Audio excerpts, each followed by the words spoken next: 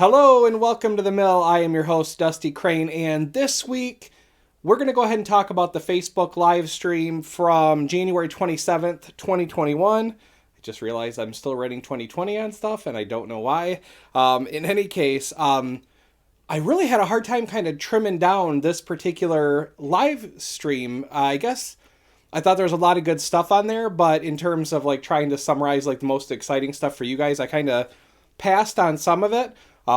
So some of the stuff that came up in just quick Q&A items that I jotted down was Tapestry on BGA is still coming. He's going to check on the status. He thought it might be done by now, but, and he being Jamie, but he thought there might have been they were having some difficulty with the town mats, the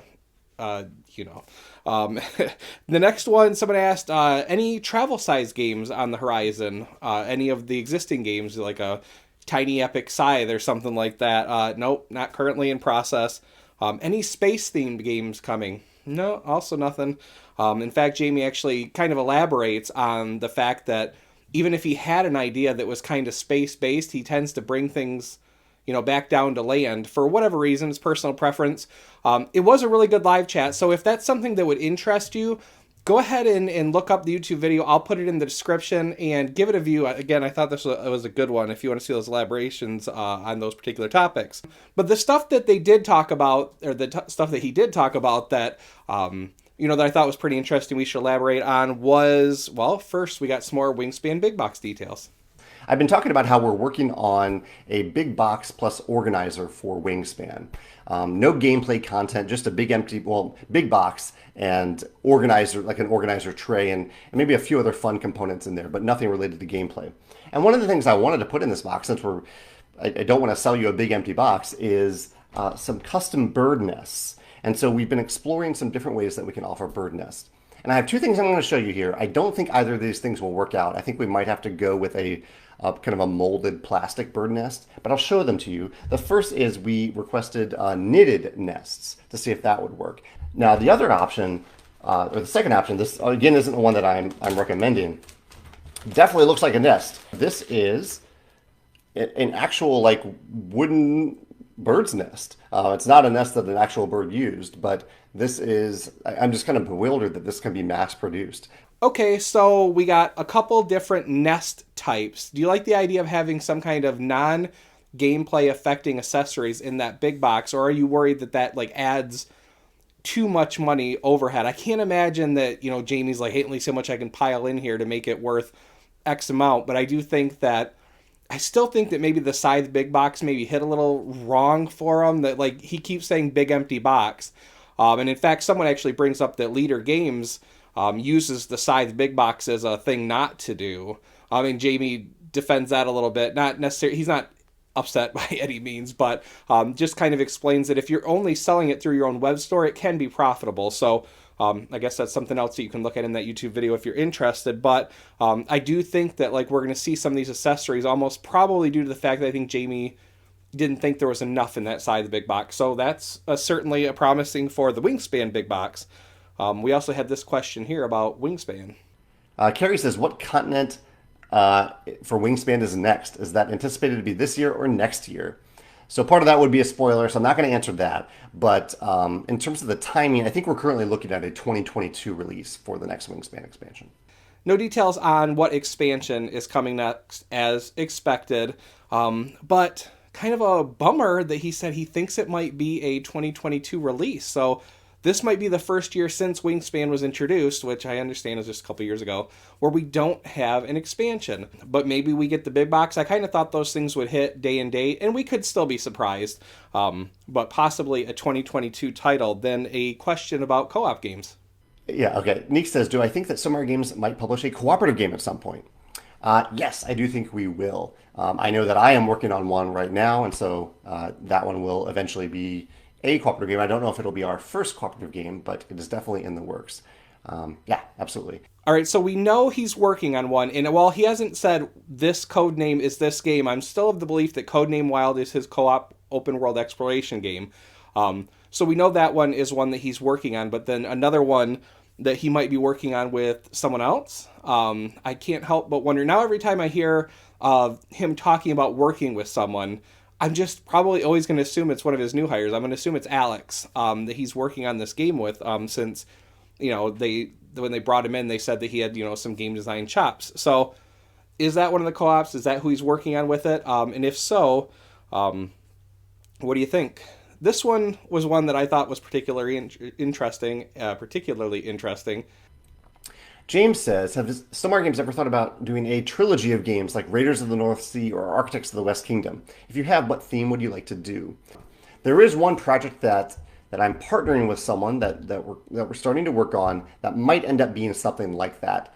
Three completely different games, or a few, maybe two. I don't know. Maybe not a trilogy, but more than one completely different game set in the same world. So it might happen in the future, but it isn't something that we're currently really planning around in any of our existing IPs.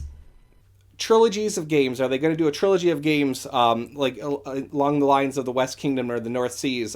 Games that I have really enjoyed, but I also really like the idea of expanding on this world that you've already built. I really like how the North Kingdom or North Seas and West Kingdom do that. There's a consistent art throughout. I think that probably helps in terms of like production costs. I could be wrong, but like if you have a common art style, maybe it's easier for an artist to work in that, and maybe that increases the speed. I don't know. In any case, not that you just want fast games coming out, but I really like that idea, and so excited whether it's a trilogy or a duology. Is that the two-parter? In any case, super exciting. This was a great question that came up. How many games are you currently working on? On my desk right now, I have 5 folders of games or products that I am in various stages of just having fun brainstorming or working on. I'm actively working on 2 games and many more expansions. There are a lot more expansions in the works. Okay, so 5 folders of game or product, and he specifically mentions 2 that he's working on actively, which I think one of them is that open world so I'm going to say Wild. I don't know about the other one, but he mentions many more expansions, lots more.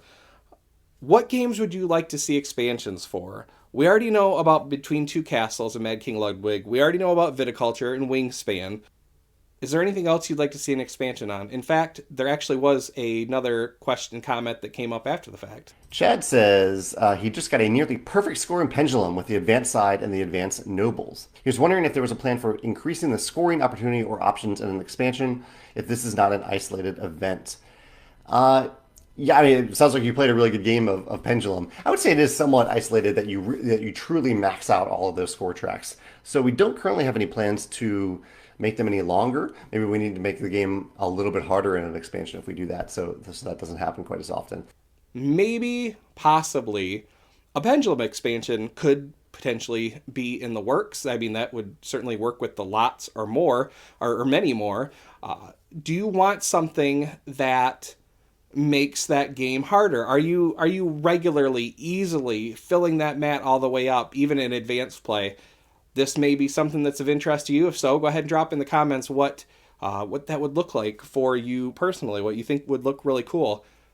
This next clip is something that made me smile, and in fact, I even wrote down quotes on it. So I'll get to that. Let's go ahead and roll that play. Let's go ahead and roll that clip. Corlin says, when will the Scythe card game be announced? Corlin, yeah, that's kind of a loaded question there. You're assuming that there is a Scythe card game, which I have not announced anything like that, and I can almost say definitely that there is not a Scythe card game. And when will it be announced? That isn't something that I'll reveal at this point. Yeah, be careful about loaded questions like that, because someone might read that question and think, oh, there's a Scythe card game. But there isn't a Scythe card game. I did a couple years ago, I think it was around this time last year, I asked people if they would be interested in a Scythe deck builder or living card game, just to get input on that, to see if there could be ideas about a completely different game in the Scythe world. But I hope no one interpreted that as meaning that I am definitely doing that or definitely working on it. So yeah, please phrase the questions a little differently so people know that there is not such a thing. I think that's a little misleading. I'm just going to go ahead and delete that question because that's going to confuse people. So Jamie fields a question about a Scythe card game. And I immediately had two reactions to this clip. The first one is he's concerned about the comment causing more trouble or causing confusion, and he deletes it. He deletes the comment. Now, if you remember my video I did last week, if you watched it, and I talked about what my beliefs on what Codename Sale could be, I scoured the comment section of the Facebook live stream for the fact that I so clearly remember somebody mentioning the rights to whatever Codename Sale, whatever we talked about. No spoilers in this. There's somebody mentioned those rights being available and him elaborating on it, and I knew it was there. And I certainly don't have the time to watch every Facebook live stream front to back after the fact looking for information. It's one thing to do it on that day of. So that right there was like, dang it, Jamie, why? I'm glad I got this jotted down. The second thing was, I want to address the direct quote. I can almost say definitely that there is not a Scythe card game. And then, when will it be announced? That isn't something I'll announce at this point. That is a really strange denial, right? So he mentions when talking about the West Kingdom and North Seas that he likes the idea of maybe, going deep in a world that's already existed. But I really think what this is. I think he's saying there is no Scythe game because I think it's a world of 1920 plus. I think it's still in Jakob's world that inspired Scythe, but I don't think it's Scythe. They're not going to be like Scythe, the card game.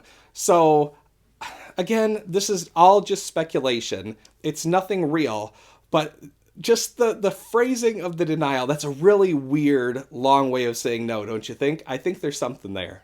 Finally, let's get to the Codename Gold talk. In fact, let's just go ahead and jump right to the first comment that came up. Sean says, does gold have anything to do with Red Rising? I appreciate your curiosity about Codename Gold, but obviously I'm not going to spoil what the game is until next week when I tell you a lot about what the actual Codename Gold is all about. All right, so no comment on whether Codename Gold is Red Rising. Of course, that's the option that I'm still rooting for because that was my guess from 2019, but I guess we'll know next week. In fact, Jamie mentions a couple of times he's really excited about next week. Next week, I am so excited to share this game with you. I can't wait. Next week will be the announcement of a game that I'm so excited about. I don't want to spoil anything, so I'm just going to stop here, but I'm so excited to share with you next Wednesday. Tim says, is today the start of the reveal? No, Tim, I'll be revealing our new game next Wednesday, but if you go to Instagram at Jamie Stegmeyer, you can see a teaser image that I teased this morning. So let's go ahead and talk about that Instagram teaser, shall we? I'll go ahead and put it up on screen. This is the tease for Codename Gold. What's it mean? It's a very good tease because it's got me completely baffled. It's gold. It's almost exactly the image that was put on the Champion t-shirts, some of our Champion t-shirts that were made available. It's a pyramid, seemingly made of gold blocks. Are these resources? Are we building pyramids? Is it something to do with ink and gold? To be honest, I don't see how it would tie into Red Rising. With that guest being out there, of course, if it is a resource, then it could still be a possibility, but I guess now it's kind of leaning more towards, just the cubes, the fact that they're gold, it just makes me think of them more of as a resource, and maybe it's a cool resource or something, and that's where the code name came from. I don't know. I guess we'll know for sure next week, which is something that I'm super excited about. It seems like these reveals are always exciting and painful. Right now, I'm comparing it to WandaVision in terms of, you got the first two episodes and you're really intrigued, and then the third one, and it's every single episode at the end of WandaVision, I'm like, no, we need more. And so I feel like when Jamie does a game reveal, it's always like that. We get one little peek and you're like, no, that you got to show me more today. All right. I can't wait till tomorrow to know more. I can't wait until next Friday to know more. Show me now. And so it's always a really fun time to be a Stonemaier fan and learn about the next game. And as it kind of ties into Jamie's blog posts recently about, Kickstarter and whether you feel involved in the story, which just kind of leads down the rabbit hole of like, is Kickstarter a better platform inherently for getting people interested in games? I guess what I like, the way I like, or the thing that I like about the Stonemaier way of doing things is I like that we get kind of the excitement of, hey, here's the new update, here's the new update, here's the new update. And then it's available very, very shortly afterwards. Whereas like, with Kickstarter, you're waiting 6 months, 9 months, a year, 2 years, whatever it is. So I don't know. I like the fact that we get those teasers. They're always super fun. I can't wait to start talking to you about it next week. Still, are you more convinced than ever that you know what Codename Gold is, or is it still a complete mystery? Let me know what you think of that teaser, and that's all I have for you this week. Take care of yourselves and each other. Bye.